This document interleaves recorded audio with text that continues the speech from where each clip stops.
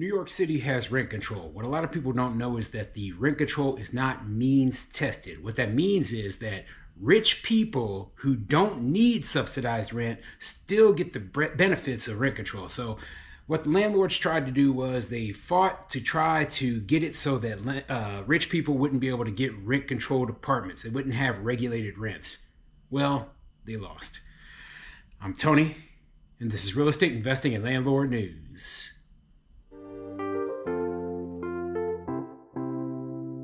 All right, so I have an interesting article for you today, and it's going over this whole rent control issue. Now, the greatest issue within rent control, in a lot of places is the fact that, hey, people who don't need regulated rents, people who can afford to pay market-based rents, well, guess what? They still get the benefits of rent control. That makes no sense whatsoever. So just as an example, imagine you have a CEO, okay, somebody who gets paid $1 million a year, and they get the benefit of living in a rent-controlled apartment.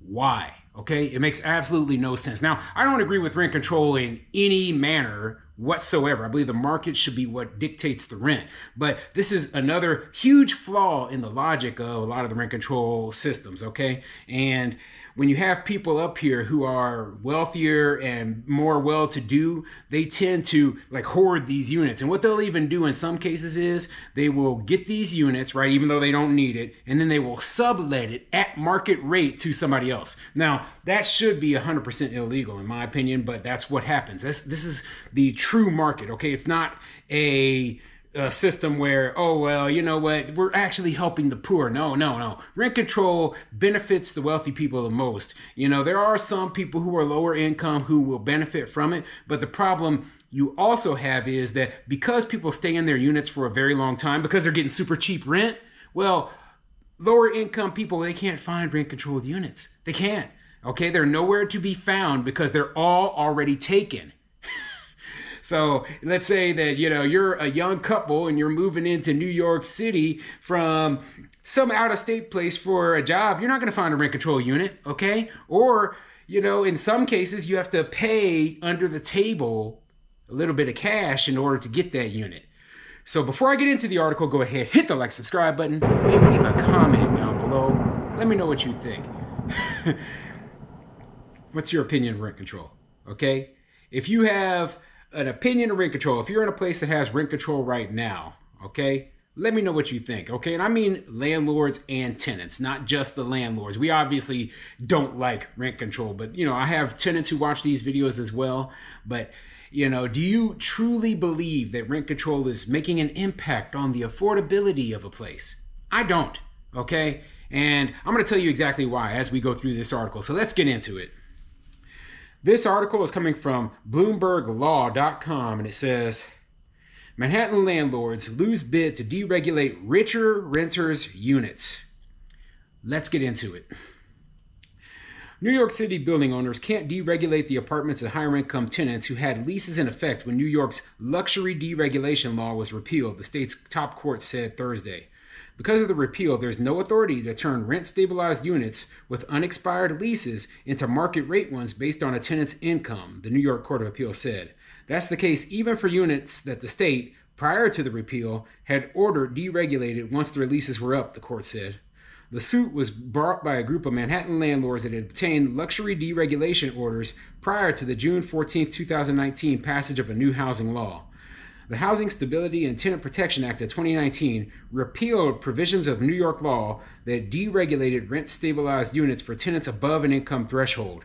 After the law took effect, New York's Division of Housing and Community Renewal denied the landlord's move to deregulate units with leases that expired after June 14th.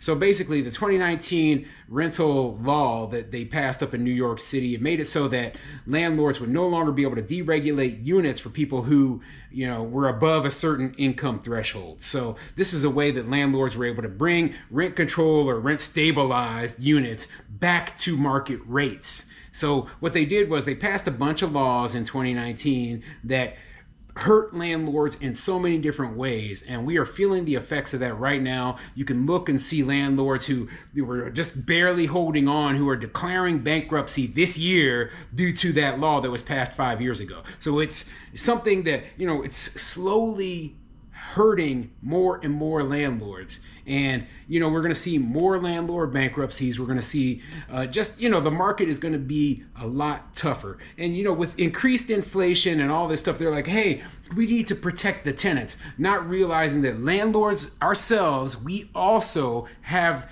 to face the effects of inflation with higher costs on every single front. Okay, so it's idiotic to think that, oh, landlords, they can take the losses from inflation. You know, they can take all these higher expenses and not be able to raise their rent, not be able to increase their income. Meanwhile, you go to every other business, and prices have been increased, probably more substantial than any rent increase that landlords were given. So yeah, I don't think this is right. I think it's not fair. I think that people who are over a certain income threshold, right, they shouldn't receive the benefits of rent regulation. I believe that landlords should be able to raise rents if they have somebody up in the unit who is over that threshold, okay? Raise rents up to market rates, I should say, right? And this whole thing is absolutely idiotic, okay? And rather than cutting landlords down, and you know, I realize a lot of the landlords in New York are extremely wealthy, you know, and they think, oh, well, these people, you know what, they could take this little hit here or this little hit there. But it's not just one little hit, right? It's like death by 1,000 paper cuts. Really, I'm not joking here. When you are taking 1,000 little tiny, you know, you suddenly realize, hey, I'm bleeding to death. I am bleeding to death. And they don't just target those big landlords. They come after the small ones too, okay? The small mom and pops who you would think, oh, well, you know what, they're not going to be affected by this. Yeah, they are.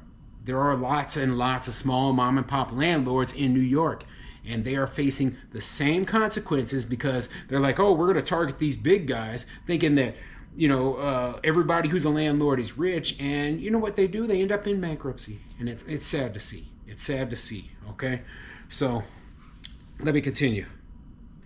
The language of the housing law, prospectively repealing high-income deregulation, supports the agency's finding that an apartment couldn't become deregulated if the existing lease expired after June 14th, Judge Shirley Troutman said for the Court of Appeals. The sole statutory authority for luxury deregulation was repealed, and that repeal shall take effect immediately, Troutman said, quoting the 2019 law.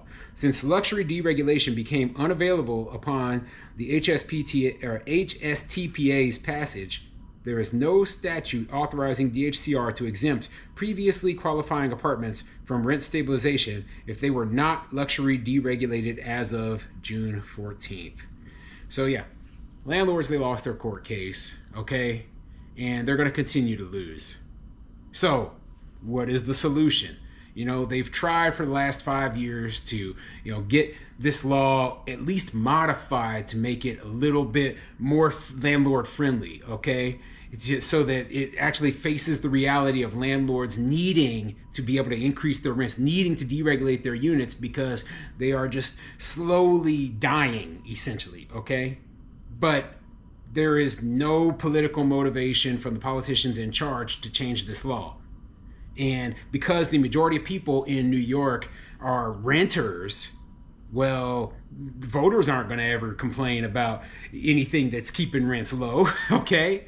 So what's the suggestion I have? And it's the same suggestion I have every single time. Jump ship, get the heck out of there, especially the small mom and pops, okay? It's just not worth it. And yeah, there are other places where you can invest. And yeah, it'll suck. It'll suck at first. It'll take, you know, there's going to be a learning curve going somewhere else, somewhere where you're not facing all this, you know, rent regulation and nonsense. But in the end, in the long run, you're going to have less stress. You're going to be able to make more money. You're going to have more control over your business. And I think that is the best solution right there. Get the government out of the picture altogether. But what do you think? Do you think that, you know, they're ever going to change these laws and make it more landlord friendly? I think it's going to be the opposite, okay? Put the comments in the comment section down below.